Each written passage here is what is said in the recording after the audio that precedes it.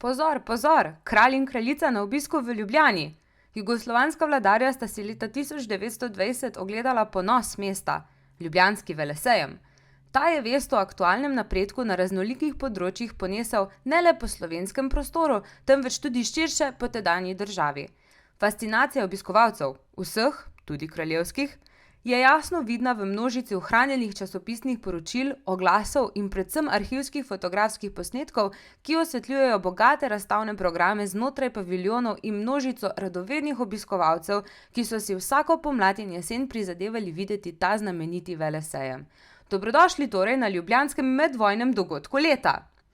Ljubljanski velesejem so po vzoru drugih velikih mest, ki so že gostila večje razstavne programe, osnovali leta 1920, ko je skupina mož vseh panog gospodarstva združila moči ter iz skromnih začetkov razvila priznano mednarodno ustanovo, ki je uspešno delovala več desetletij.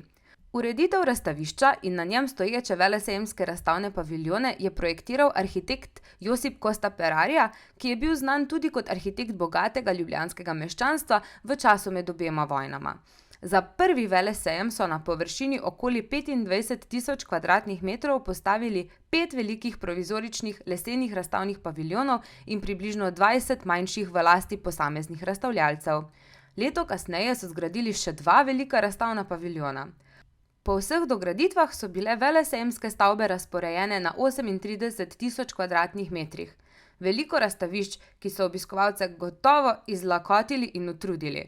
A tudi nanje niso pozabili. Uredili so paviljon z restavracijo, kavarnice in vinotoče. Pa na zdravje! Želite še eno zabavno dejstvo?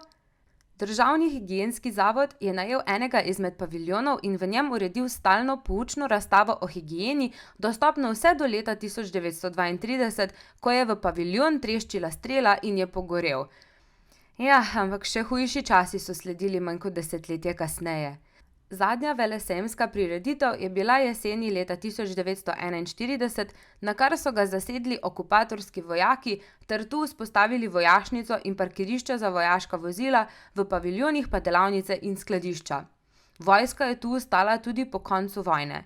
Leta 1955 je sejemska in razstavna dejavnost dobila nove prostore drugje v Ljubljani, v začetku 60. let pa so dotrajane stavbe dokončno porušili in zemljišče preuredili v parkirišča.